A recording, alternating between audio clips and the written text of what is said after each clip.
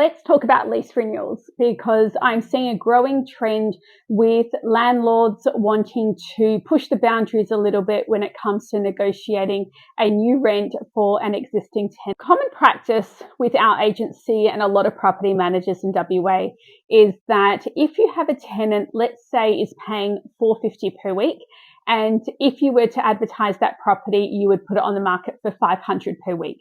Now, it would be natural for a property manager to meet halfway or close to halfway for a suggestion with the new rent for a new lease. So that would suggest that as a property manager, we would come to you and we would say we would recommend $475 per week or $480 per week for this property.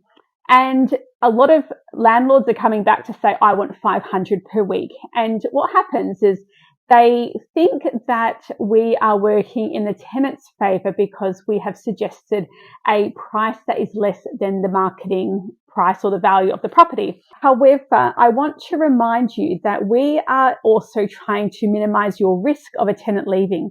So obviously with this situation where we recommend meeting halfway, the intention is to keep the tenant in the property. We don't want the tenant moving out. We want them to stay. We want them to sign another 12-month lease. And we want to negotiate a reasonable amount for them. And it's absolutely not working in the tenant's favour. It is making sure that we're minimising the risk to you for that tenant moving out. Now, if you're a landlord and you reply and say, I want $500 per week, that's fine. That's market rate. And that is absolutely your prerogative to ask for that market rate for your property. However, what it does is there is now a higher risk that that tenant will move out and not renew their lease because they're paying market rate. It's worth them having a look around and seeing what else they can get for market rate.